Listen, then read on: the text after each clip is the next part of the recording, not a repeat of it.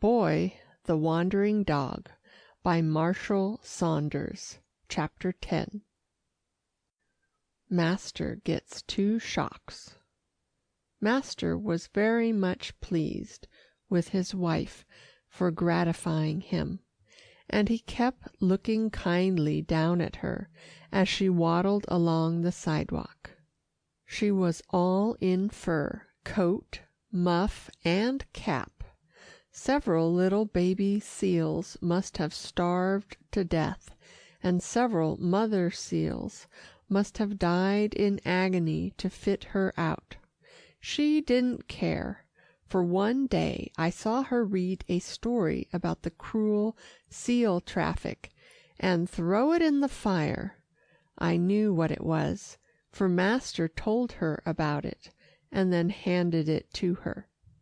Well, just as we got opposite Stana's house, she started to jaywalk across the street, as Gringo says, that is, to cross it in the middle of a block. Master caught her arm and said, "Wait a minute, there are too many cars passing." "They'll stop when they see us," she said impatiently, and she pulled her arm away from him. He tried to catch her again, but she was slippery in her furs. Then he got behind her and literally tried to run her across the street. If she had only done as he wished her to do, but she stopped short as she saw a car bearing swiftly down upon her, and screamed. Now I do think automobiles are driven too fast in many cases, but I have seen Louis get wild with excitement and say that he thinks he will lose his mind over those persons who won't use the crossings and who get right in front of his machine in the middle of blocks. Poor mistress! She didn't know anything about the trials of chauffeurs, and in a flash, right there before my eyes, as I hesitated in the background, for something told me what was coming, I saw her and my dear master struck by a little coupe, rolled over and over in the dust, and finally lying quite still. I shrieked in agony, and a silly doglet who was gazing from a window told me afterward that she nearly died laughing to see me standing with one paw uplifted as if I could help them. The people in the coupe were nearly crazy. They jumped out, lifted my master who was merely dazed, then took up my poor mistress, who was bleeding from wounds on her pretty face, hurried her into a powerful limousine that had stopped at sight of the accident, and rushed her to a hospital. I dashed after it and kept it in sight till we got near the hospital, where I sank on the ground more dead than alive. After a long, long time, my master came out. A doctor took him in his car. I got in beside them, and we drove sadly home.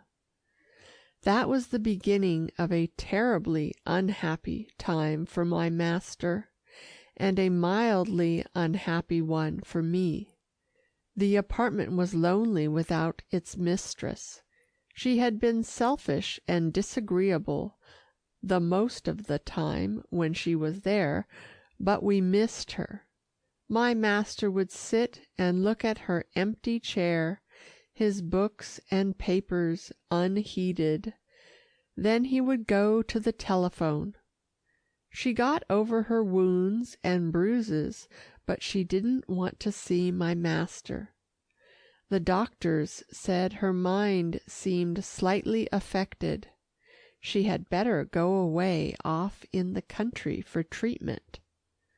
When this happened, there was a long silence from her, broken only occasionally by a report from a physician. Weeks and weeks went by. Miss Stanna got married and went to live in the big stone house, but Master never went near her, and his only recreation was his long walks at night. We got very near to each other in those days, and Miss Stanna, or rather Mrs. Bonstone, meeting me in the street one morning, stooped down and patted me, saying, "You are a dear boy dog. I don't know how poor Rudolph would do without you." This pleased me immensely, and I stuck to my dear master closer than ever. Some of his friends were losing money by the war, but his business had improved, and the more money he made, the more he gave away. Many a poor man blessed him for the help he rendered. The unemployment was dreadful, and the ones Master helped were just the ones that the agencies for poor men did not touch. One night he kept a poor fellow from drowning himself in the Hudson. Master argued with him for an hour, and finally brought him home and had him sleep in his own bed. The poor lad was a gentleman and a foreigner, and was too proud to let his people know the plight he was in. Some nights we cut across the city to Ellen's Avenue. It did us both good to go there. That Ellen was the dearest old soul I ever saw, and I loved to talk to Beanie now. I never saw such a changed dog. We used to tramp up the 6 flights of stairs to her flat, and when Beanie felt that we were coming, he would fly out of Ellen's soft lap and stand whining at the door, so we always found them waiting for us. Beanie was quite handsome now. He had lost much of his flesh, and had quite a slender dog figure. Someone had told Ellen how valuable he was, and she was just eaten up with pride to think she had such a well-bred dog. There were a good many colored people on the avenue, and they all petted Beanie, but instead of getting more stuck up and proud, he had become quite a humble dog. He used to talk to me by the hour, and tell me how kind Ellen and Robert Lee were to him. While Master was talking to old Ellen, and despite himself, letting her know what some of his troubles were, Beanie would ask me questions about his dear mistress. On this particular evening he had been talking as he often did about her accident. "Beanie," I said, "she wasn't a true friend to you. Why are you so sorry?" "She brought me up," he said. "She owned me. I can't help loving her better than any one in the world." "But she is a very poor sort of a tool. Now you know she is." "It doesn't make any difference," he said, shaking his head. "She was my mistress." "I believe you're right," I said, "but I'm not that kind of a dog. I can't love persons unless I respect them." "Then you don't know yet what true dog love is," said Beanie. "I'd rather be unhappy with my dear Mrs. Granton than to be happy here with Ellen." "Is it because she is rich and you like luxury?" I asked in a puzzled way. No, if Mrs. Granton were Ellen and Ellen were Mrs. Granton, it would be all the same."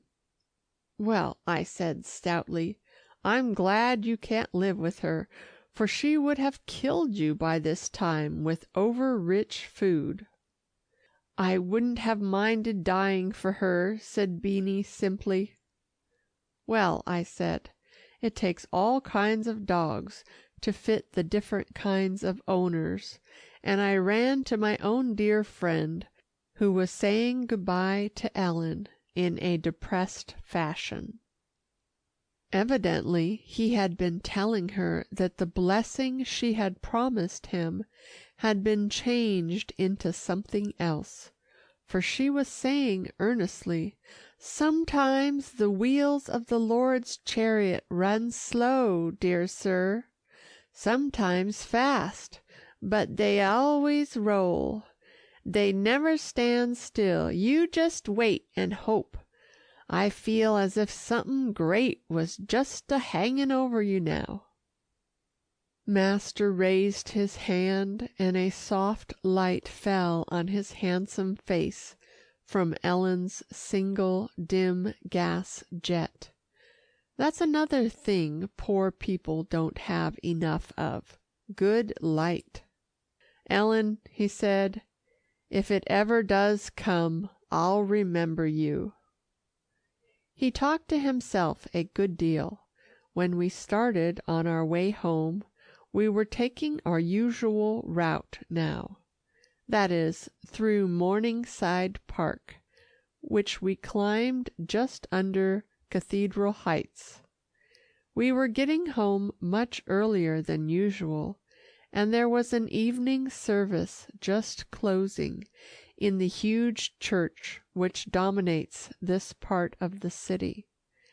As we took the path which winds round the back of it, where the workmen chip the stone all day, and will for many days to come, for it will take years to finish the structure, an exquisite sound floated out on the night air. Through some unfinished part of the building, this boy's voice reached us, so clear and sweet and promising. It soared by us and right up to the stars. Master started, looked at first disturbed, then comforted. He stopped short, gave one backward glance at the vast tract of brightly lighted city seen from this eminence, then walked quickly toward a side door of the cathedral, near one of the exquisite little chapels. I had often been here before with him, but always in the daytime, and he had made me wait for him outside, hidden behind some of the big blocks of stone. However, tonight I pressed in after him, and he did not rebuke me.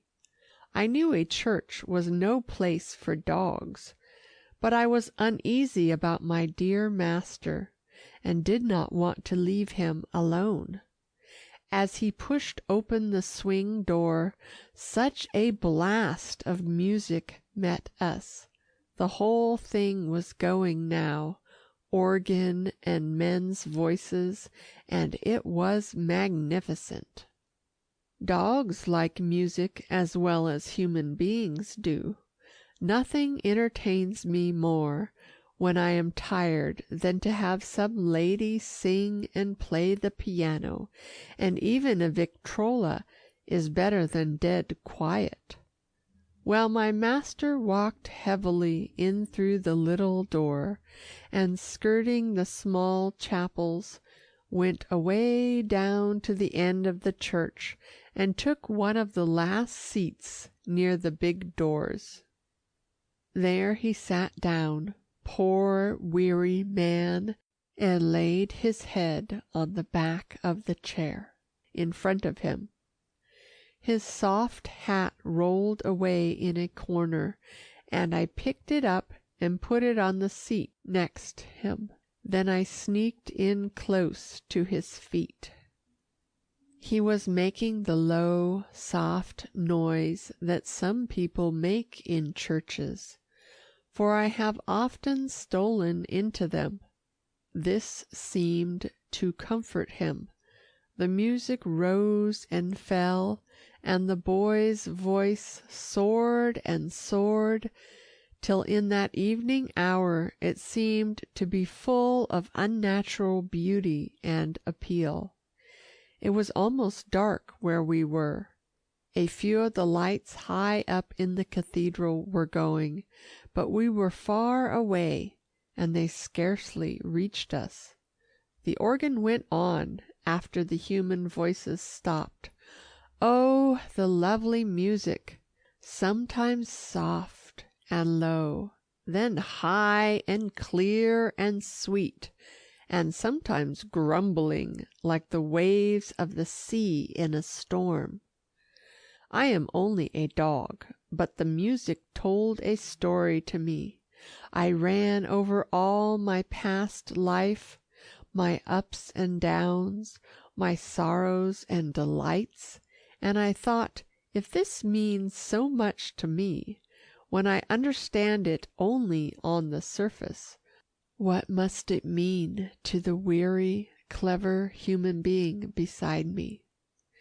After a time the organ stopped. I think the organist had been having a good time to himself after the choir boys had gone. Then a very strange thing happened. A voice sounded through the cathedral, a warm, persuasive voice addressing all that army of vacant chairs. My master started and raised his head for a minute. Then it sank again. Afterward I heard the explanation.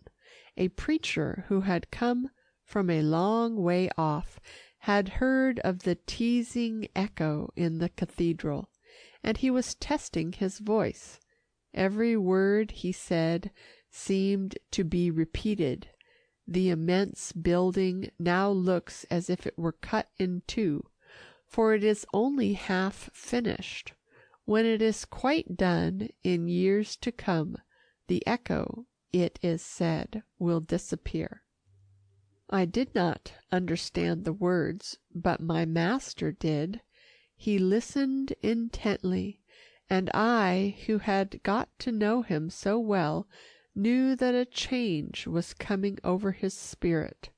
He was being comforted.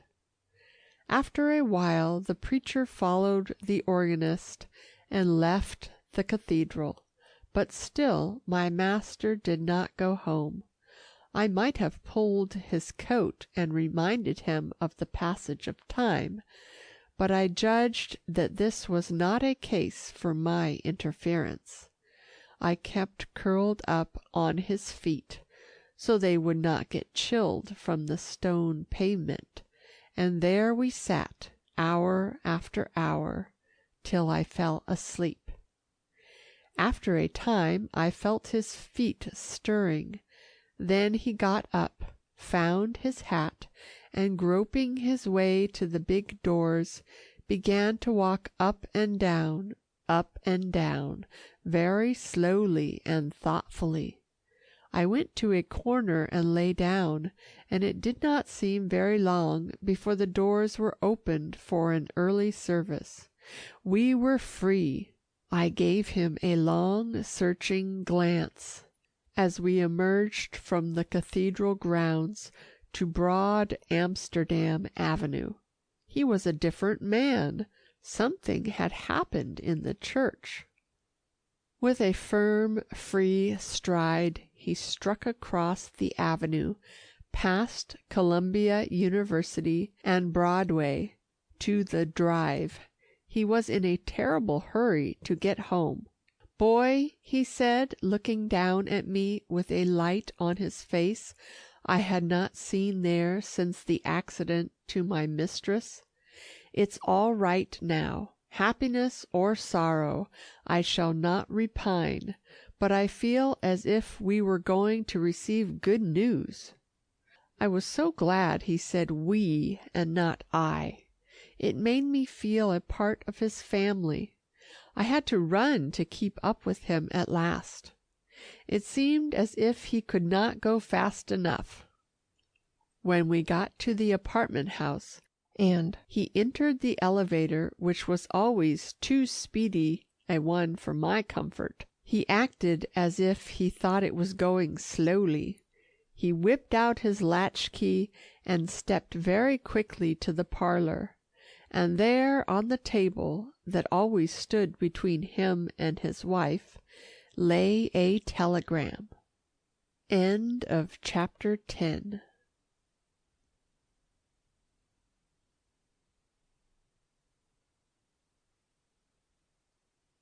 Chapter 11. Napoleon and the Wasp. He tore open the telegram, exclaimed, "Thank God!" clapped his hat on, slammed the door in my face, and was gone all inside a minute. What had happened that he had forgotten me? I screamed with rage and disappointment, and scratched at the door, a thing I rarely do, for nothing makes human beings so annoyed as to have their doors marked by dogs.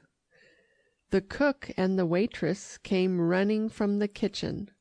They were very good friends of mine, for I took care to treat them with the respect and consideration that every well-bred dog should show to servants. I always wiped my feet on muddy days, and I never went into the kitchen without an invitation. "Bless the beast, what's up with him?" exclaimed cook. "Something, you may be sure," said the waitress. "He's got sense, that dog has. I guess the old man has gone and left him." I pulled cook's cotton dress with my teeth.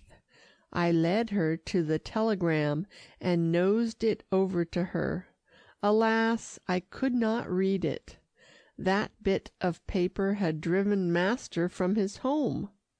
Cook caught it up and then gave a screech. "She's gone and done it! Doesn't that jostle you?" What had who done? Mistress, I supposed. Why didn't she tell me? I whined and howled, but they paid no attention to me till Louis came in for his orders, as he usually did at this time in the morning, not sauntering, but hurrying and breathing heavily as if he, too, were excited. There was a queer smirk on his face, and he opened his mouth to speak, but he had no chance to say anything, for the two women just yelled at him, "We've got a baby! We're just like other folks. Read that. Ain't it the superfine?" Now, I thought I would go crazy. I barked and jumped and screamed, and no one rebuked me. Cook sat down in mistress's chair and fanned herself with her apron. Annie, the waitress, took master's chair and drummed her fingers on the table, and Louis sat on the fender stool with his cap on and whistled. "Let's have our coffee in here," said cook. So they had a lovely time by the fire, and talked about the coming of the baby, and how it would turn the family topsy-turvy. "The old man wasn't in last night, was he?" remarked Louis. "No," said cook, "he wasn't. Something new for him." "That kid elevator boy gave me some mouth about it," said Louis, sheepishly. "What did he say?" asked Annie. "Grinned like a fool, and asked me where my old man got that dust on his coat and hat." I whined eagerly. Oh, if I could only speak and tell them it was cathedral dust. Rich people don't know what sharp-eyed critics they have in their dogs, and cats, and servants. "I hope you gave him a smack," said Annie. "Bet your life, didn't I?" said Louis. "Says I, young fella, if my old man was out all night, he in no mischief were. He ain't that color, see? and I digged him under the ribs." Cook and Annie shrieked with laughter and said they'd have their dig at the elevator boy too. Then finally they all went to their work. Cook invited me politely to sit in the kitchen, but after my breakfast I ran to Master's room and sat on the window seat looking up and down the drive. I waited for him till late in the afternoon. Then I knew he would be better pleased to have me taking the air, so I ran to the hall door and barked till Annie opened it. The elevator boy took me down below, and the doorman let me out on the sidewalk. It was a pleasant day with a brisk wind sweeping in off the Hudson. Many nurses and children were out, and many dogs. I knew all the canines in this neighborhood by sight now, and had a speaking acquaintance with all those worth knowing. I ran into one of the little parks, and there saw a group of dogs without leashes who were standing talking together, and gazing at a dachshund who was conceitedly staring in what he thought was the direction of Germany, but what was really Hoboken. "Good afternoon, boys," I said. "What's the news?" "We're just deciding which of us shall have the pleasure of licking that hyphenated American dog," said a handsome black French bulldog. "For days he's been pushing that Griffon Bruxelles about, and some of us think it's time for us to stand up for the Belgian dog. Today the news of the war has been very good for the Germans, and the dachshund has been positively unbearable." "I'd like to have the honor of settling him," said an Irish wolfhound, "but the odds wouldn't be even." A Scottish terrier bristled up. "I mauna, canna, winna yield the privilege to none. I have it." "It's mine," said a Welsh terrier angrily. I burst out laughing. "Fight him if you like. You'll fight me after." They stared at me, and the dachshund threw me a grateful glance. "This is a free country for dogs as well as men," I said. "Let him talk. Don't listen if you don't like what he says." "Are you a pro-German?" inquired an English bulldog furiously. "If you are, I'll chew you up," an Irish terrier seconded him. In reality, I am a dog that is for the Allies, but I wouldn't give them the satisfaction of telling them. "Gentlemen dogs," I said. "I'm not talking about who I'm for, or who I'm against." "You should say whom," interjected an English setter who was a great purist as regards dog language. "Thank you," I said, bowing to him. "I'm for free speech. Say what you like, as long as you're not insulting." "He was insulting," said the whole group of dogs. "He said that Riverside Drive would soon be German." "That's not insulting," I replied. "Why, that's flattering. Think what a nice place it must be if the Germans want it." Every dog showed his teeth. I don't know what the upshot would have been if their various owners had not called them and put their muzzles on. While we had been gossiping, the ladies had been talking together. They were very nice ladies, and law-abiding in general, but they did so hate the muzzle law, and were so sorry to see their poor dogs pawing their noses in misery, that they had the habit of carrying the muzzles in their hands, and slipping them on the dogs when they saw a policeman coming. It certainly was absurd to see baby spaniels and toy dogs of all kinds with muzzles on their tiny noses. They couldn't have bitten hard if they had tried. As the dogs who had been growling about the dachshund left, they threw furious backward glances at the conceited little scamp who ran up to me and licked gratefully a little piece of mud off my back. "Dankeschön," he murmured. "Can't you control yourself a bit," I asked, "and not be so indiscreet? There wasn't a German dog in that crowd. You'd have had a bite or two if I hadn't come along." "It was for the Fatherland," he exclaimed, "and the sacred domestic hearth prized by dogs as well as men." "You say that like a little parrot," I remarked, "and I don't believe you bullied that griffon on your own responsibility. You've always been a good dog up to within a week. Who's been coaching you?" The little dog, instead of answering, looked mad, and nipped me quite quickly on the hind leg. "Oh, you saucy hyphen!" I said. His name was Großvater Leinchen, and I rolled him over and over a few times in the dust, like a little four-legged worm. He got up looking very dusty and shook himself. "Who's been debauching you?" I said fiercely. "Come on now, I can bite as well as any dog," and I showed him 2 rows of strong teeth. "If I make new friends, it's no business of yours," he said sulkily.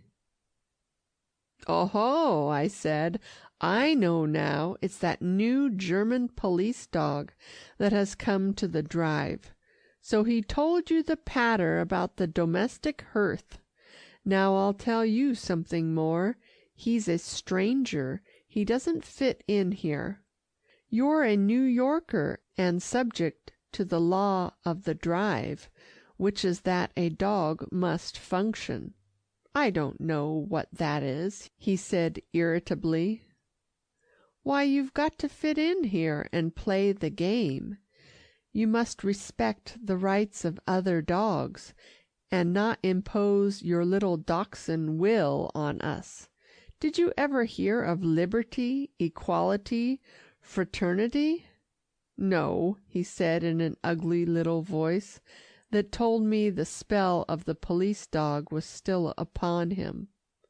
"Well," I said, "for you that means that if the griffon gets here first and wants the warmest patch of sunlight, you've got to let him have it. You've no business to drive him out." "But I'm a bigger dog," he said in surprise, "and I'm German. He's only a Belgian." "Oh-ho, that's it, is it?" I replied. "You think German dogs lead the universe?" "Of course they do." "Well then, if they do, they ought to be perfect." "They are perfect," he said in astonishment. "Didn't you know that?" "No," I said, "I didn't. I believed American dogs, and English dogs, and even colored dogs are just as good as German dogs, if they behave themselves." "You're a socialist," he said, "a dangerous dog." I stared at his ridiculous little short-legged swagger as he swung up and down before me. "Now I'm going to tell you something," I said. "As force alone appeals to you, that little griffon belongs, as you probably know, to Mrs. Warrington, whose sister married an Englishman, Lord Alstone. Now I happen to know that Lady Alstone is to arrive here to-morrow on a visit to her sister, and with her ladyship comes her English mastiff.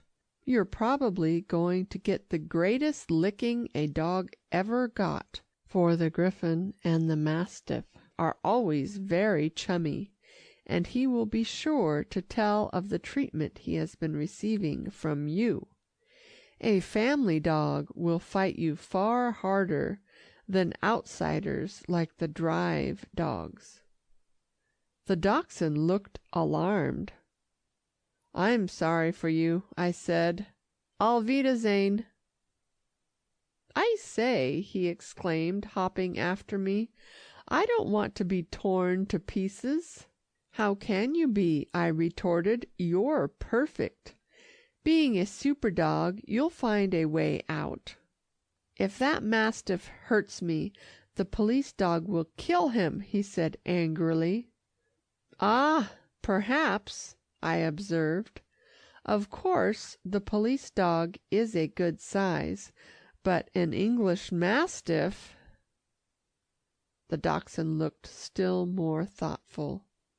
"I believe I'll let the griffon have the sunny corner in future," he said. "After all, I'm not living in Germany. I'll tell the police dog I've got to be American, as long as I'm here. If I go back to Germany, I can be German." "All right," I said heartily. "That's a wise dog. Now why don't you run right on to the griffon's house and tell him that. Get your story in before the mastiff arrives." Off hopped Mr. Dachshund across the drive, keeping a bright lookout for policemen, and I felt that in future he would be friendly with the griffon. I chuckled to myself as I ran on to the Bonstones, for that was my objective point. Evil communications corrupt good manners even in dogs. The air was delicious. I had no muzzle on, so I went slowly, and with a wary eye for those nice men, the police, who would be our best friends if it weren't for the health commissioner. It is a great fashion with some persons to run down policemen. I always like them, and firemen, and have no admiration whatever for soldiers. I hate to see things torn and mangled. Policemen and firemen try to keep things together, and I believe if every policeman in every big city had a good police dog, there would be less killing and wounding of human beings. The New York policemen are sharp, so I had to do a good deal of dodging behind pillars and in shrubbery, and twice I had to run away down to the river bank to elude them. It was close on dinner time when I reached the Bonstone mansion. I ran round to the back to get in. Fortunately, the chauffeur, who was a friend of Louis, knew me, and when I whined, he left the car he was cleaning in the garage, and opening a side door of the house, said, "Run in, Perp. I'll bet you've come to call on the bride." I had, and I ran through back halls and passages right up to her bedroom. She was dressing, not for her own dinner only, but for a fancy dress ball to be held in the house of a friend afterward. She looked like the most beautiful picture I ever saw. Most women don't look like pictures, but she nearly always does. She was putting on the costume Sir Walter had told me about, the wasp creation, with the gauzy wings and fluffy flounces. The skirt was rather short and showed pretty striped stockings, yellow and black. Sir Walter said they were. Then there were tiny little satin shoes. Oh, she certainly was very gauzy and waspy and pretty. Miss Stanna, or perhaps I should now say Mrs. Bonstone, had a French maid dressing her, a well-trained one, for her mistress had scarcely to open her lips to give directions. Once she murmured trop serré, and another time she said les gons jaunes. Her flowers were lovely, orchids that nodded like big insects, and looked the shade of her gown. When she glided from the room, the maid, who was a merry-looking creature herself, stared after her, and said with quite an English accent, "She knows how to get herself up, the monkey." Her voice was kind when she said it. We dogs don't take much stock in words. It's the tone that counts with us. I don't believe Mrs. Bonstone would ever be unkind to anyone, unless they deserved a good scolding, in which case I think she could give it. Well, I travelled on behind the wasp gown down to the drawing-room. Mrs. Bonstone had greeted me politely when I went in, but very dreamily. Her alert mind was not at present on dogs. Sir Walter stood under the statue of a Grecian boy in the lower hall, and as usual was the essence of courtesy. He came forward to greet me, bowing his noble head politely, and never saying a word about my not having called sooner, escorted me into the fine big room, which had been done over with furnishings in which a lot of gold glittered. "Must have cost thousands and thousands," I observed. Sir Walter, who did not think it good manners to mention prices of things, and yet who felt it incumbent on him to say something, murmured merely, "The new man is princely in his generosity." "Where's Gringo?" I inquired anxiously. "Never leaves his master. Look behind Mr. Bonstone's patent leather shoes." Sure enough, there was old Gringo, resplendent in a new collar which seemed to worry his neck, and panting happily beside a big fire. He looked like a big, ugly, brindled splotch on the white velvet hearth rug, but attractive, so very attractive, and just brimful of originality. He wasn't going to turn into a conventional dog, just because he had come to live on Riverside Drive. He pricked his rose ears when he saw me, and scuffed over to nose, or rather to lip me a welcome. For his old nose had such a layback that it wasn't the use to him that mine was, for example. Mr. Bonstone and his wife didn't pay any attention to us. They were staring at each other, as if they were at some kind of new and agreeable entertainment. However, the man's keen glance soon fell on us. "Dog show?" he asked agreeably. "I heard there was one going on." Mrs. Bonstone laughed in a healthy, happy way, as if she hadn't a care in the world. Something about us, we 3 dogs, standing in the middle of the room, politely greeting each other, seemed to excite her risibles, till she almost lost control of herself. Or was there something back of us in her mind? I guessed the latter by the way she looked at her husband when she caught his arm and said, "Norman, let's go in to dinner." The butler who stood in the doorway was just announcing this, the most agreeable time of the day. He was a new man and gave me a frightful stare. I placed him as a dog hater. Mr. Bonstone and his wife took their dinner in almost profound silence. Whether it was the presence of the servants in the room or not, I don't know, but they seemed to be quite happy without talking. After dinner they went not back to the drawing room, but to the smoking room, which was furnished in quiet, dull colors.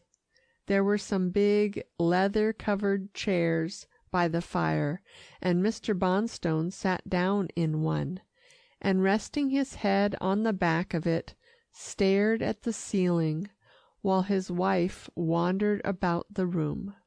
Neither Mr. Bonstone nor my master smoked, and for that I was very thankful, for though I can stand the smell of tobacco, I, like most normal dogs, do not care for the smell of anything burning.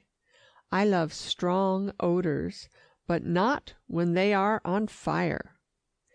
We dogs were ordered to go to the kitchen to get some dinner, and when we came back, the Bonstones were talking, but not about anything interesting to me, so I had a little conversation with Gringo. We were going under the table, which was covered with books and magazines. Underneath was a fine Turkish rug, which made the floor very comfy, and I was just going to lie down on it, when Mrs. Bonstone said politely, "Lie by the fire, boy. You are an honored guest." I had begged Sir Walter to leave us for a while.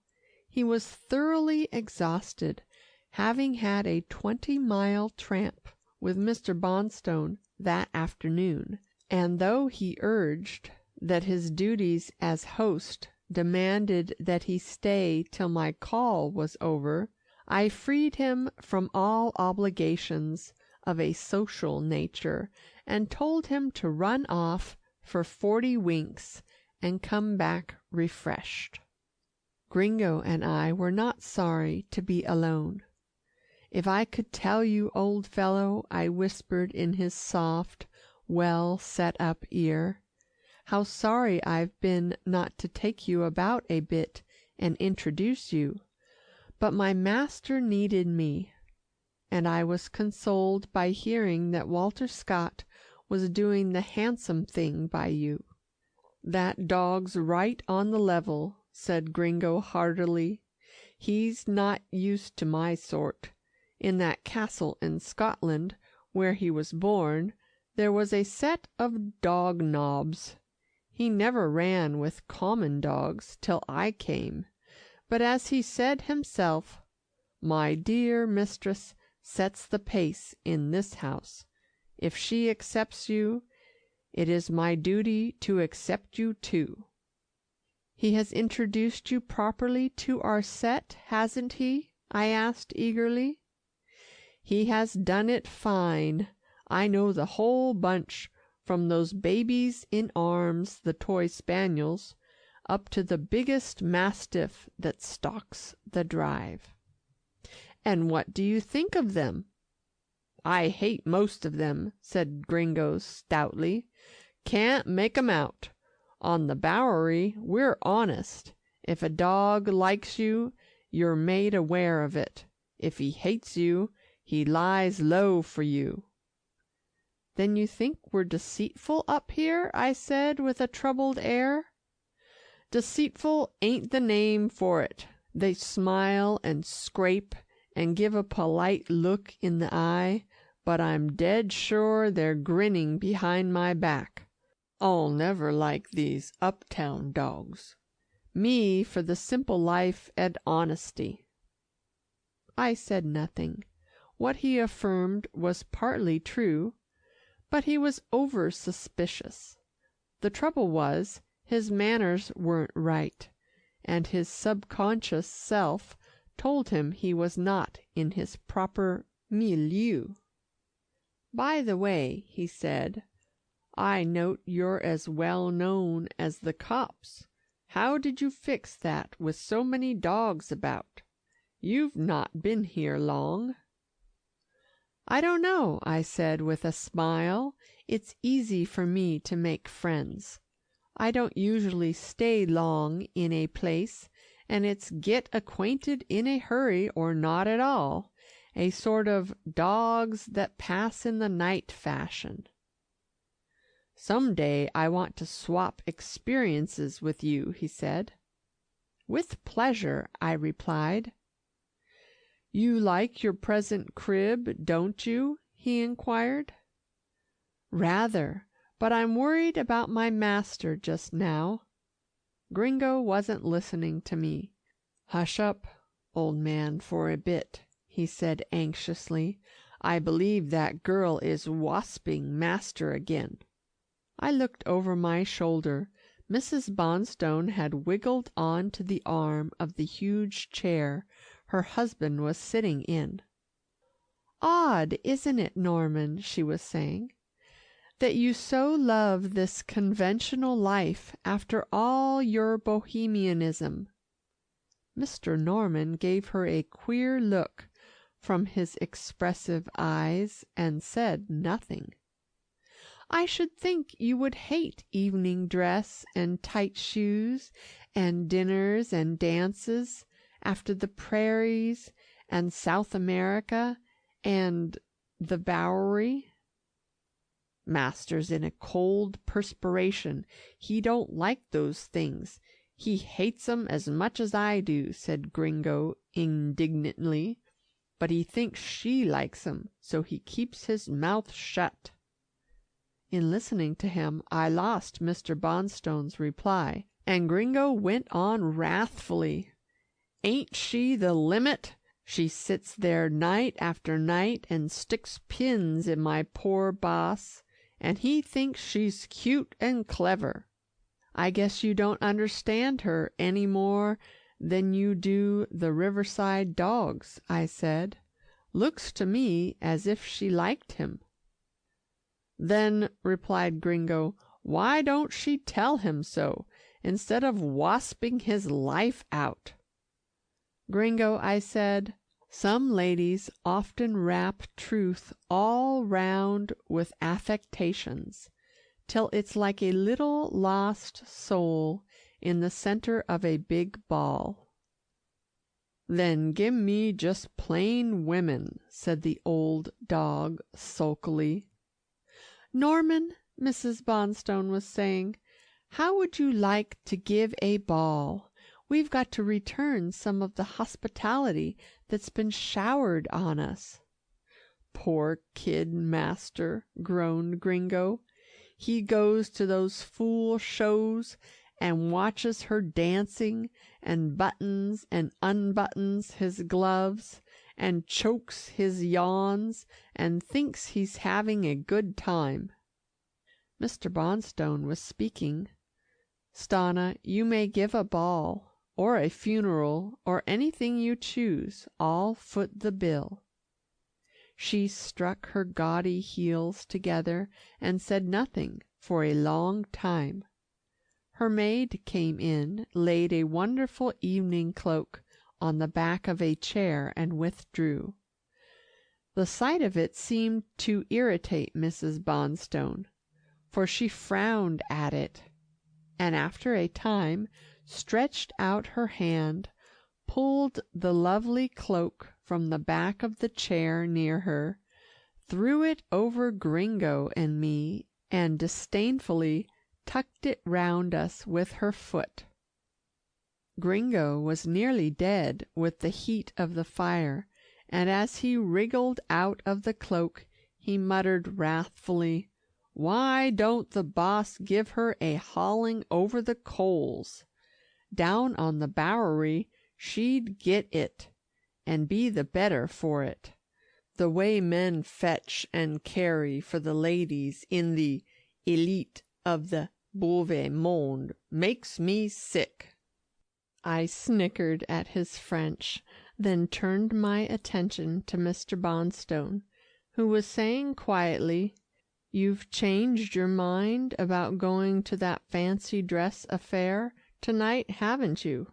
"I believe I have," she said dreamily, and she slipped from the arm of his chair to another big one, and sinking back in it, fixed her eyes on the fire. "Haven't you a farm somewhere near here?" she asked presently. An eager look came into Mr. Bonstone's eyes. "Yes," he said shortly, "I have." "Let's pretend we're the farmer and his wife," she said coaxingly. "I've just been out to the stable and put the hens to bed." Mr. Bonstone smiled. "Suppose we say hen house," he remarked. "Hens, as a rule, don't sleep in the stable." "Well, the hen house," she said. "You've just been milking the cows." "I can milk," said Mr. Bonstone, "but I don't count on ever doing it myself." "Why not?" asked Mrs. Bonstone. "Wouldn't pay. I'd better do the head work and have a man attend to the cows." Mrs. Bonstone pressed her pretty lips together and went on. "The horses, the cows, and the hens are all asleep. What would the farmer and his wife do to amuse themselves for the evening?" "I know what the farmer would do," said Mr. Bonstone. "He'd tot up his accounts, read the paper, and go to bed. He'd be dead tired." "And what would I do?" she'd asked. "You'd do likewise, if you were a real farmer's wife," said Mr. Bonstone. "Your feet would be so sore you couldn't stand on them." "How lovely," she exclaimed, "to be really tired." "What set you out to talk about this?" he inquired curiously. "You'd never live on a farm." "Yes, I would," she replied earnestly. "I'm tired of balls. I'm tired of the opera. I'm tired of dances. I'm tired of dinners.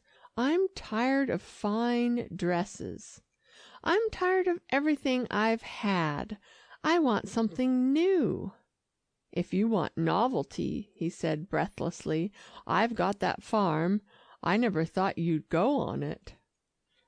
"I want to go there," she said. "I want to leave here.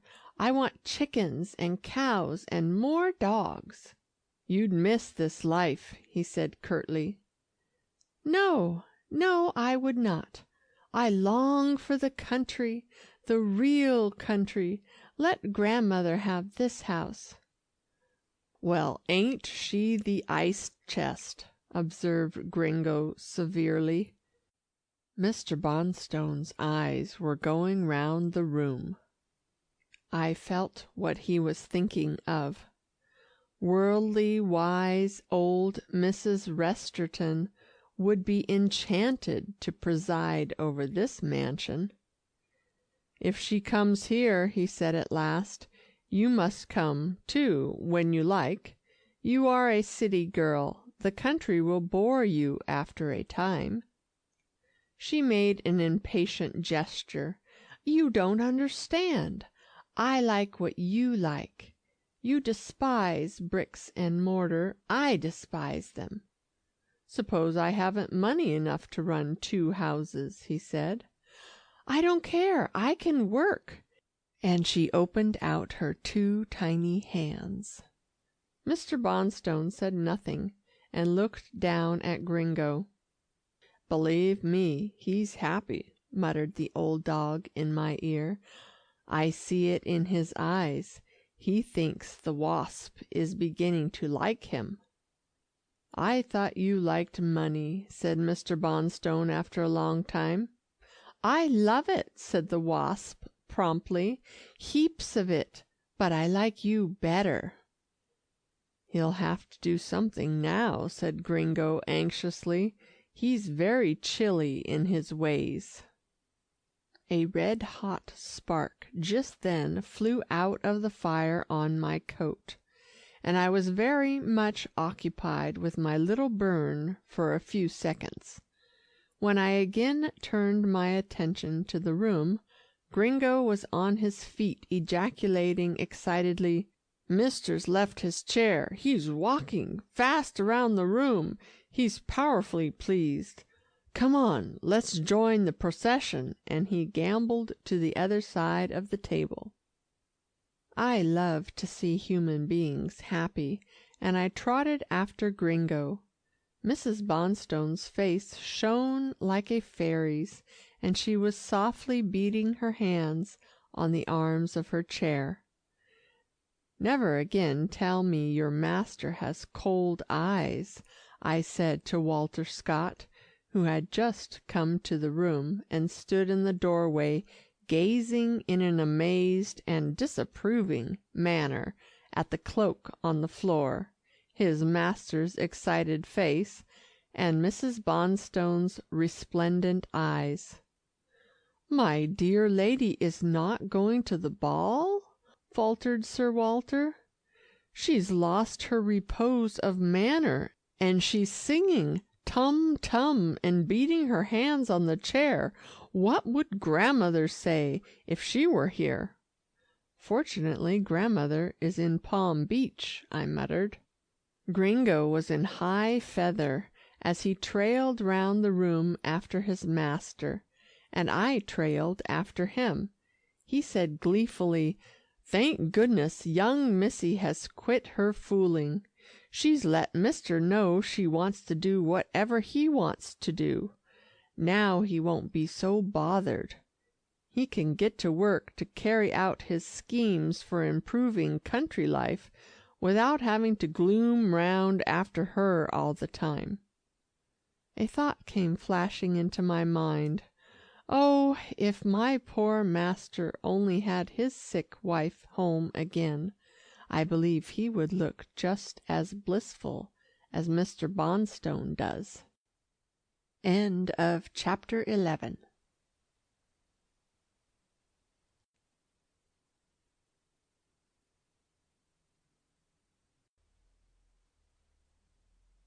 Chapter 12. The Great Secret.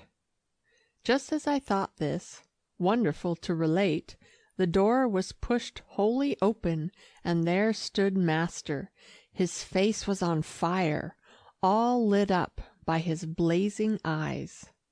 Mrs. Wasp rose pretty quickly to her feet, although master had seemed to take no note of her excitement. "I've got such news," he said. "I couldn't wait to be announced. Stanna, I've got a son, a little son." "A baby?" she screamed. "Impossible! You're dreaming," and she went up to him and shook him. "It's true, true," he said, and he stared at Mr. Bonstone, who had grasped his hand and was shaking it heartily. "Take your hat off! Take your hat off!" ejaculated Mrs. Bonstone, and her husband helping her, they pushed my dear master into the middle chair by the fire, and sat down each side of him. Here he was at home in the heart of his friends, and one of them he had seen only once before, but that made no difference. If Mr. Bonstone had had a brother, he could not have surveyed him more affectionately than he was surveying my dear master. I was licking his shoes, his hands. I was nearly crazy with delight, and even Gringo and Walter Scott were grinning. "Now tell us all about it," said Mrs. Wasp, clapping her hands. "But first, are you hungry? You look as pale as a ghost. When did you last have something to eat?" "I don't know," said master faintly. "The bell, Norman," she said. "Quick now, Jeanie," she said to the maid, who appeared almost instantaneously. "A tray right here, soup, tea, and toast for the present. In 2 hours we will have supper in the dining room. Chicken salad, cold meats, hot rolls, Anything else nice that cook can get us?" Master, who was listening, murmured, "How very kind you are, Stanna." "No, Rudolph, not kind," she said sweetly. "Just returning some of your many attentions to a tiresome girl. Now tell us about it. Tell us! You're quite sure about the baby? You're not deluded? That would be too cruel." "I've seen it, handled it," said Master, starting up in his chair and pushing his hair back from his forehead with both hands, a trick he had when he was greatly excited. "It's a beauty." "Boy or girl?" cried Stanna. "Boy." "And Clossie, tell us about her. I thought she was so very ill." "She has been. She is worn to a shadow. Her flesh is gone." "Clossie thin?" ejaculated Mrs. Bonstone. "As a wraith. I scarcely knew her. She hid her face from me. The poor child. She cried. She thinks she is disfigured for life." "She, the mother of my child. I tell you she's glorious. Absolutely glorious. I never saw a more beautiful woman." Mrs. Bonstone exchanged a glance with her husband. Master was frightfully excited. Then she passed a hand over her forehead. That was a hint to her husband not to excite their friend, and the poor man had never opened his lips. Ladies are queer, even the best of them. To cap the climax, she said, "Norman, you mustn't stimulate Rudolph.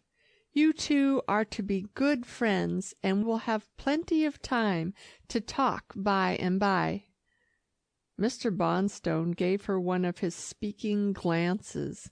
Then, as Master was breaking again into animated speech, he said briefly, "You're done out. Rest for a bit. I'm going to get you a drop of stimulant."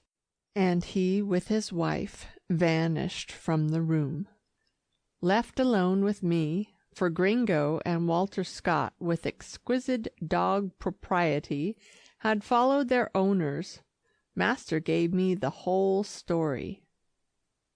"Come up, boy," he said, patting his knees, and I jumped up. It seems he had rushed to a train in the morning, reached the country place where the hospital is situated, and driven rapidly there. A smiling nurse had led him to a room where there were ever so many baby cots, all tagged and numbered. She showed him one lovely, weeny child tagged Granton. Master nearly went crazy. He couldn't and wouldn't believe at first that it was his, and the head physician explained that after consultation with Master's own physician in New York, they had decided to gratify Mrs. Granton, who had wished to surprise her husband and not let him know that a baby was coming to her.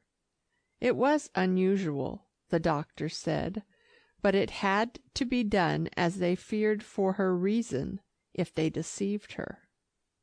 "Take me to her, take me to her," said my master. "I forgive the deception. The mother of my child can do no wrong." At first he had great trouble. She longed to see him, yet did not want to. There was a great change in her appearance. Finally, after sending message after message, he prevailed upon her to let him pay a 5-minute call. He did not tell me everything just here, but I knew by what he did say that dear mistress had lost all her pretty looks, and yet now she was more attractive than ever in his eyes.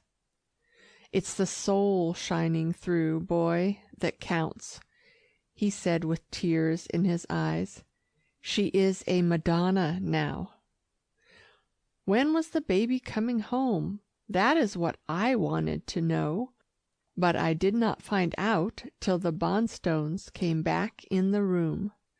Mistress and young master were to return home in 3 weeks. "And the baby's name?" asked Mrs. Bonstone, when master was taking his soup and looking much refreshed. Master dropped his spoon. "There's only one name in this country good enough for my boy," he said intensely. "Oh, George Washington, of course," she replied. "I might have known." After master took his soup and crackers, or biscuits as Walter Scott calls them, he simply collapsed with fatigue. He couldn't wait for supper. You see, he had been up all the night before in the cathedral, but he did not tell them this. Even with one's best friends, I notice, human beings have reticences. "I tell you everything, boy," said master to me afterward, "for you can't repeat. If dogs could talk, they would not be such valuable friends to us." Mr. Bonstone was just going to take master upstairs and put him to bed, when to the amazement of the men, Mrs. Bonstone began to cry. "Stanna," said her husband in a frightened way. "I want a baby," she said in a choked voice. They stared at her, and so did we 3 dogs. "Perhaps if you wait," said master kindly. "I want one tonight," she said, mopping her eyes.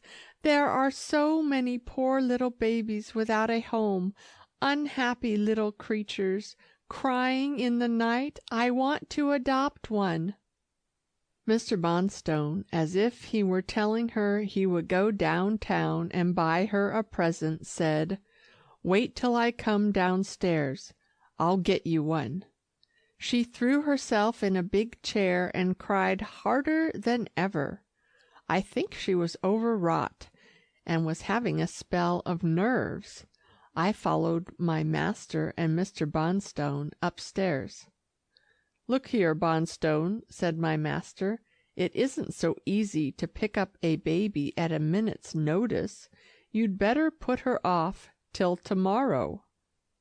"She's got to have it tonight," said he, pressing his thin lips together in his inflexible way. "There are all kinds of difficulties," continued my master, "signing contracts, proving life support and legacy after your death, giving references, and so on." "There are babies ready to jump into a home," said Mr. Bonstone. "I have it!" exclaimed master as he sat on the edge of the bed in a magnificent guest room. "Go to old Ellen. I'll give you her address, and take my dog. He'll lead you to her apartment." This just suited me. I hadn't been out all day, except for my little walk before dinner, and I jumped and fawned round Mr. Bonstone. "Who is she?" he inquired in his short way. Master explained how much he thought of her, and even wrote her a note introducing Mr. Bonstone. "Does she know?" inquired Mr. Bonstone. "About the baby?" said my master with a heavenly smile. "She was the first one to get a telegram." Mr. Bonstone didn't understand this, but I did.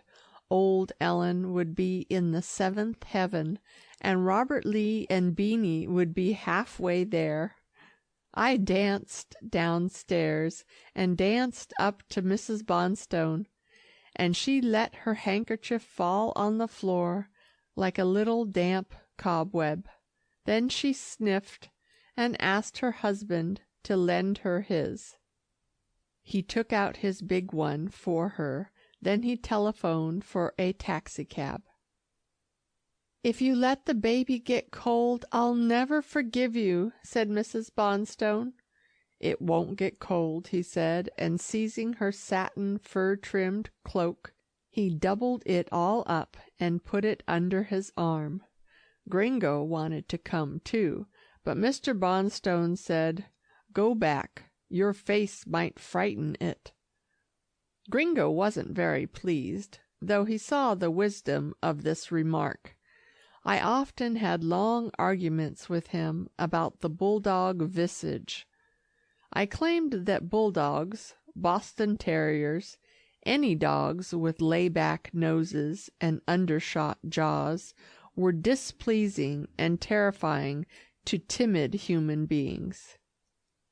Give me a dog with a good facial expression and a head not running all to jaws. Of course, I loved Gringo because he was my friend, but I would rather have had him a long-headed, amiable-looking fellow, if I'd been making him. I scampered down the steps and out of doors like the wind, and was waiting by the taxi when Mr. Bonstone came. One would have thought that his wife would have accompanied him on so important a quest, but strange to say, she did not seem to want to come, and Gringo, who heard her talking to herself after we left, said that her staying behind was a bit of feminine mother wit. She wanted a little poor child to make it happy. There was no doubt of her loving it, but she wasn't so sure of her husband. If he chose it, he would be more interested, and if at any time he found fault with the child, she could say, "Why, it was your choice." It didn't take us very long to get to old Ellen's avenue, which was quite bright and lively, but her flat was dark and quiet when we mounted the long stairs. She had evidently gone to bed. Mr. Bonstone had a hard time to find the bell, for, as he was not a smoker, he did not carry matches. After a long time of ringing, Robert Lee appeared and asked drowsily what was wanted. As Mr. Bonstone spoke to him, he flashed me a glance of recognition, then went to his mother's bedroom, where Beanie was barking lustily. Mr. Bonstone and I entered, and he sat in Ellen's rocker while I ran to greet Beanie and talk over the joyful news with him. The dog was, as I thought he would be, wild with delight. "I want to see it! I want to see it!" he said over and over, and I promised that by hook or by crook I would manage so that he might see this little baby of his dearly loved mistress. "I should think you'd be jealous," I said. "Mistress will never want you home again if she has a baby to play with." He looked thoughtful, but he said bravely, "I can't help that. The main thing is to have her happy." "Beanie," I said, "you are a much better dog than I thought you were when I first knew you." "I guess troubles improve one," he said, "and I feel better since I lost my flesh." "Too much fat is bad for dog or man," I said.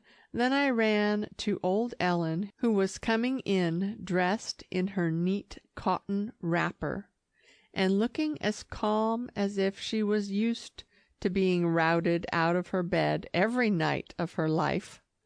Mr. Bonstone explained his errand, and her face lighted up.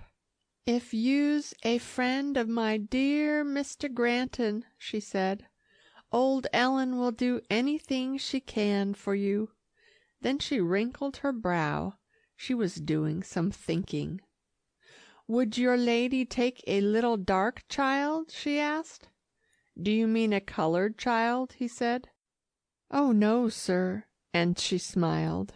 No, I mean dark like Sicilian or Syrian. I know a Syrian baby."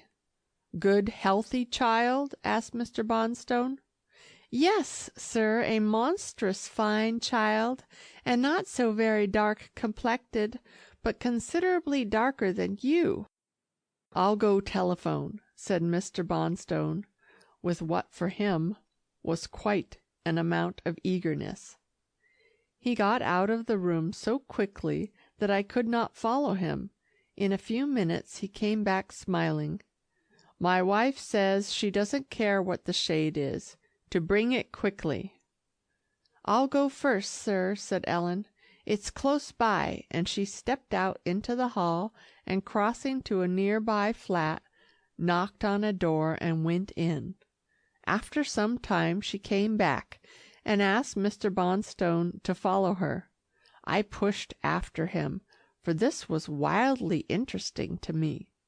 I took good care, though, to keep in the background, lest I should be driven out.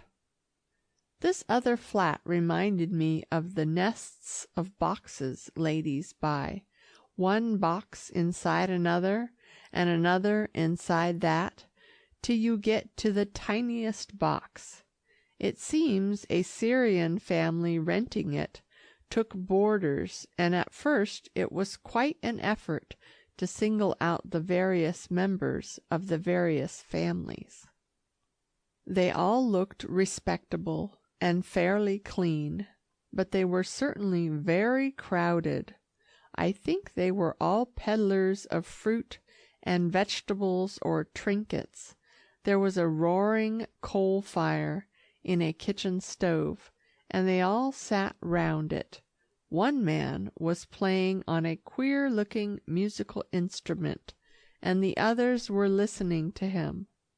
One big girl had a baby in her arms. This probably was the baby Ellen had spoken of, and I looked at it anxiously. It was a healthy, happy-looking little object in a ragged but not too dirty frock.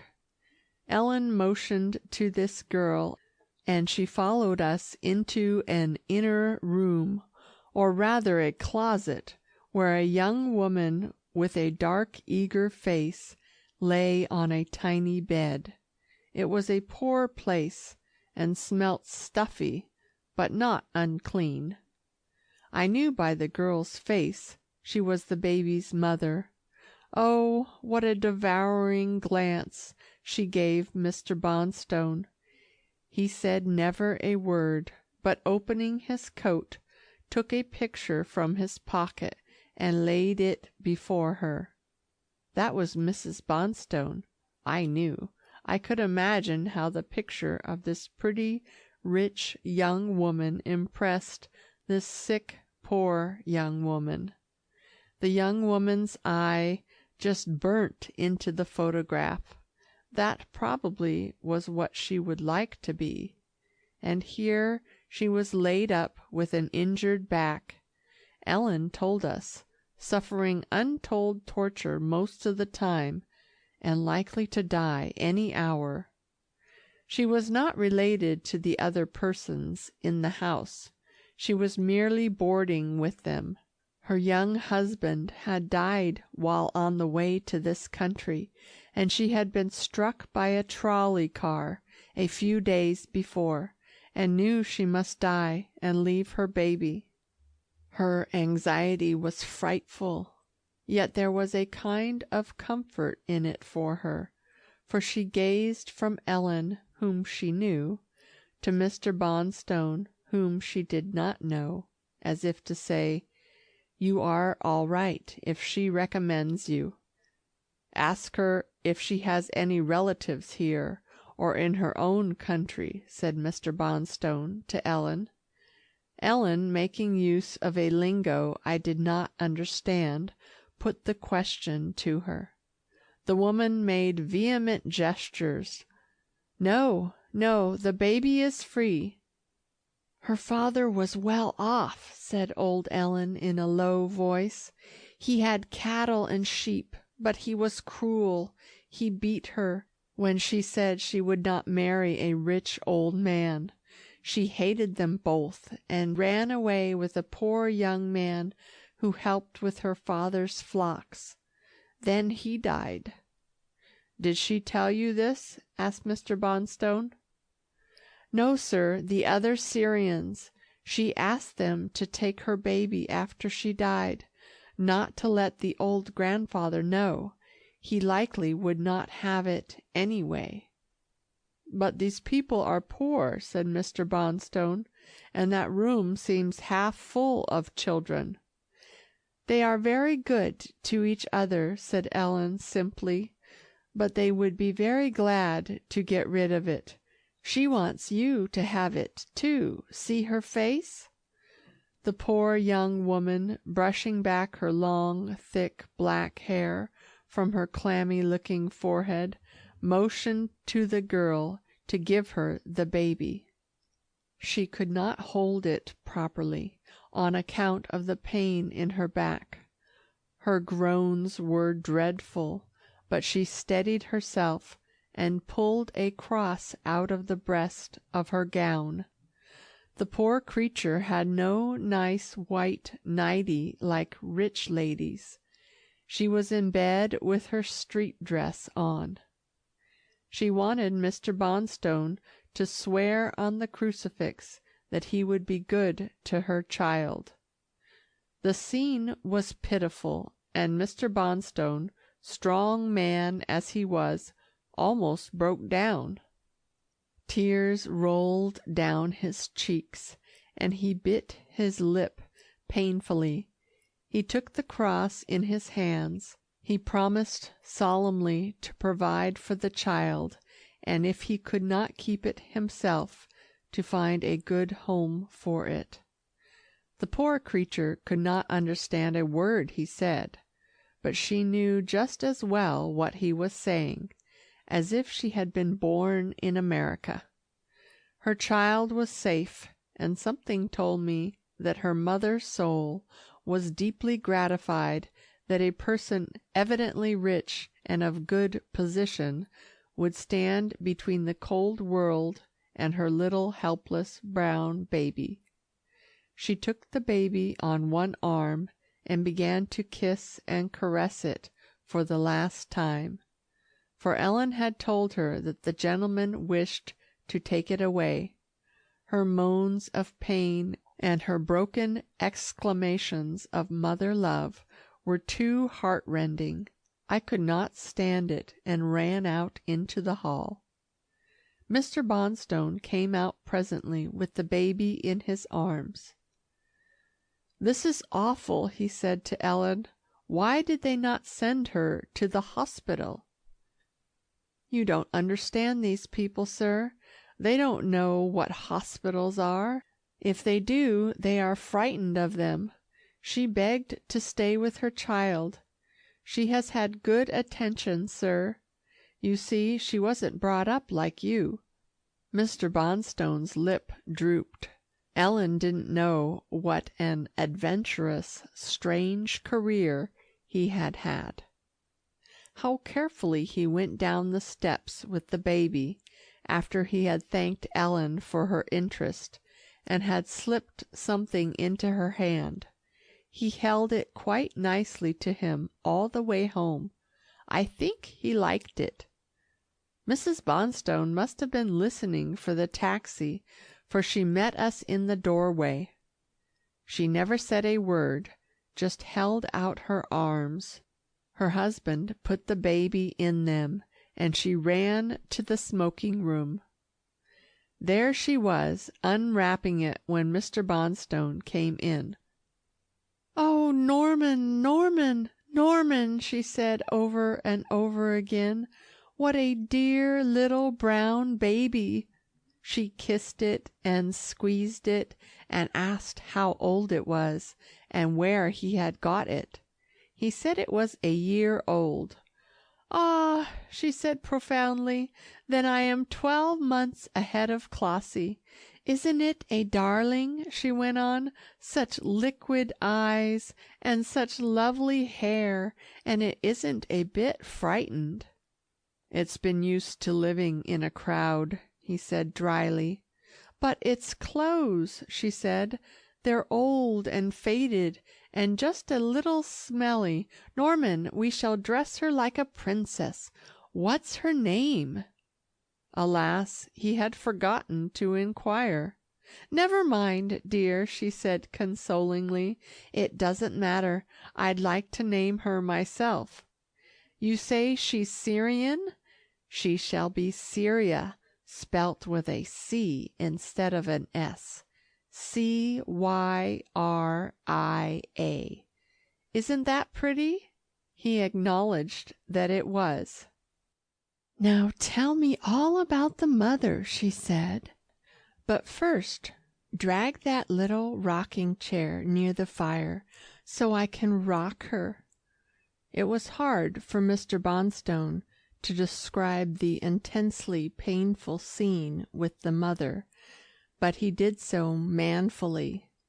"Norman," she screamed, "you didn't take this baby from a dying woman." "You said you wanted it tonight," he replied bluntly. "Isn't that like a man?" she said tragically. "Take it back," and she held it out to him. "You don't understand," he replied. "I offered to leave it. The mother kissed your face in the photograph and refused to have me keep the baby from you. I think she was afraid something might happen after she died to prevent your getting it." "I shall go right to her," said Mrs. Bonstone. "Call another taxi." The dear, patient man got another taxi, and with him Mrs. Bonstone flew off to the mother. I did not go this time, but I heard her telling my master the next morning all about it. It seems the Syrian mother was frightfully ill when they got there. Mrs. Bonstone stayed with her and sent her husband to get a nurse for the mother and one for the baby. He spent a part of the night in this agreeable pursuit, and by breakfast time the Bonstones, nurse and baby, were comfortably settled on Riverside Drive. Money does certainly oil the wheels of life. How long it would have taken a person on foot to accomplish what the Bonstones did that night! I could not help thinking of some further lines the English greyhound taught me. "As I sat in my cafe, I said to myself, they may talk as they please about what they call pelf, but help it I cannot. I cannot help thinking how pleasant it is to have money. Hi ho! How pleasant it is to have money." A little while before lunch, Mrs. Bonstone called us dogs to go to the nursery with her. It was a room that had been quickly fitted up for the brown baby. What a transformation in the little creature! Someone had been up bright and early shopping for Miss Syria. She looked a little aristocrat in lace and muslin, and how deliciously she smelt! Just like a faint lily of the valley. What an upbringing that child would have! Mrs. Bonstone, or that good little wasp, as Gringo called her now, paid 2 long visits every day to the baby's mother as long as the poor thing lived. Sometimes Mr. Bonstone went with her. As I have said before, the man was no talker, but I heard him one day in the smoking room, which both men haunted, though neither smoked. I have forgotten to say that we had been invited to spend a week at the Bonstones, and the 2 men got to be great friends. Well, this day Mr. Bonstone was telling my master of the Syrian woman's actions when her beautiful child was brought in to her tiny room that first night. "I never saw anything like it," he said.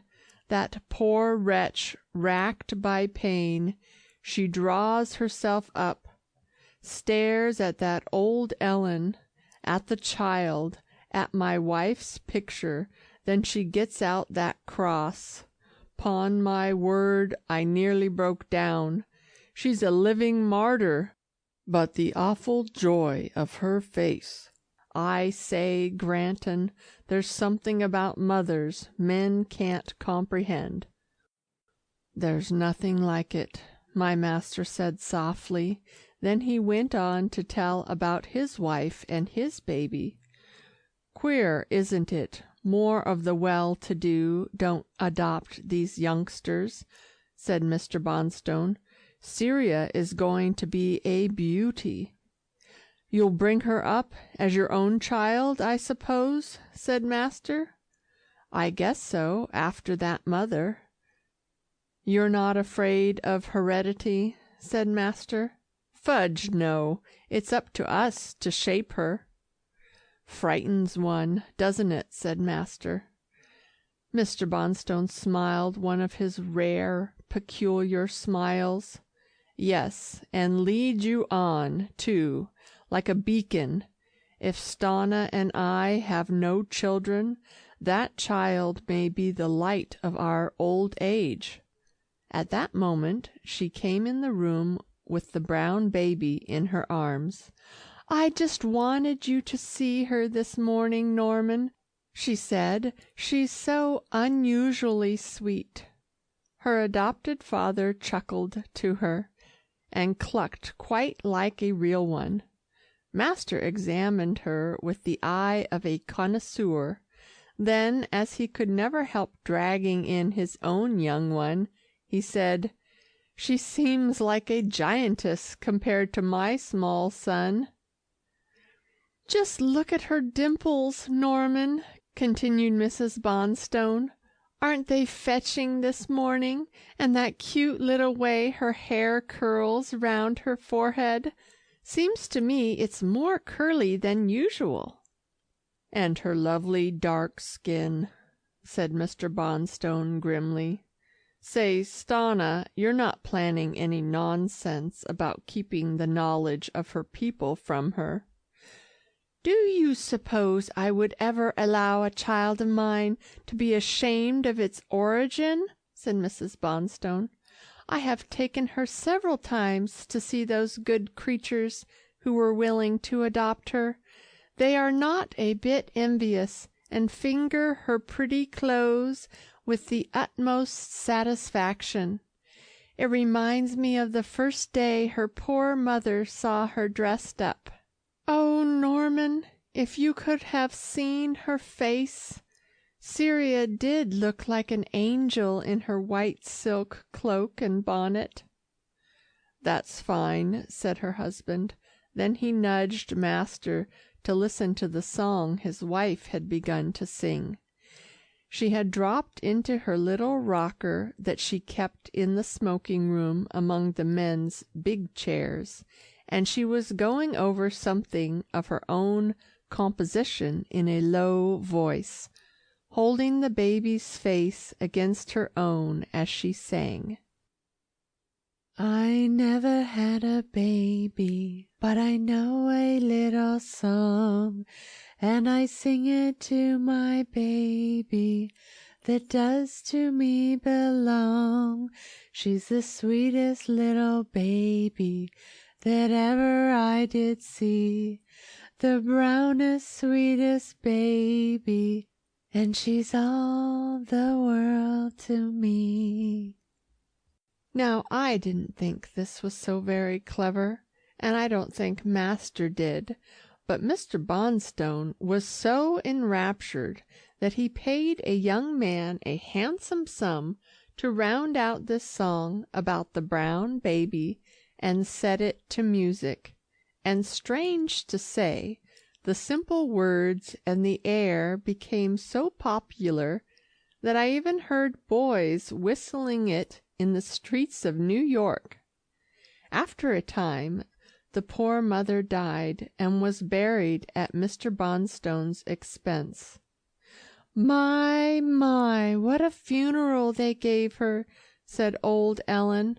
"If ever the Bonstones want anything from the Syrians on this avenue, all they've got to do is say it." I was greatly excited about our own baby, and oh, how I longed to see it, but my turn did not come for several weeks. Master used to motor out every afternoon to see how mother and child were getting on, but I was always left in the car, till one day when I squealed wildly for permission to go in. Master took me into the big hospital, and a nurse wiped me all over with a damp cloth, which had something on it that smelled queer. I think she was afraid of germs. When I was ushered into the sunny, lovely room where sat my mistress, I felt all broken up. She was as thin as a scarecrow, and just about as good-looking. "See, Rudolph," cried the poor thing, "even the dog scarcely knows me." After that, there was nothing to do but to run up to her, wag my tail, twist my body, and pretend that I was charmed to see her. Perhaps I should not say pretend. I really, by this time, had gotten to be so sorry for my poor mistress that I pitied her, and when a dog pities anyone, it is only a step to love. Then I was sincerely and truly delighted about the baby, because it had made my master happy, quite happy. Of course, I should be jealous of it, but truly, when master held it down for me to look at, and I saw how gentle and harmless and helpless it was, with nothing but those two balled-up fists to defend itself against the big, powerful world, something swelled up inside me, and I vowed a good dog vow that if any other dog started to molest that little lump of flesh, I'd tear him limb from limb. I licked its little dress, and the nurse ran to get a dish with some solution in it to wash the place I'd touched. Really, these nurses and doctors carry things too far with their germ theories. Why, wasn't master just as likely to have germs as I? We had both come through the same parts of the city. Besides, I'm as clean as a whistle. Every day Louis brushes me and cleans my ears, and occasionally I have a bath. Not too often, for it is not natural for dogs to be kept in soak. Well, to come back to the day of my first visit to the baby, master was so pleased to think I liked the baby that I got an extra share of petting on the way home. We were alone in the car, and I was sitting close up beside him. As we were passing through Mount Vernon, I began to think of the Lady Gay cat. That cat had been on my mind for a long time, and one evening I had scampered down to her eating house on 6th Avenue to see how she was getting along. She was not there. She had left some time ago, another cat told me, after I had persuaded him to stand long enough for me to question him. I wondered what had become of her. Had she found her way back to this pretty place, to her own good mistress, or was she dead, or perhaps stolen again? End of chapter 12.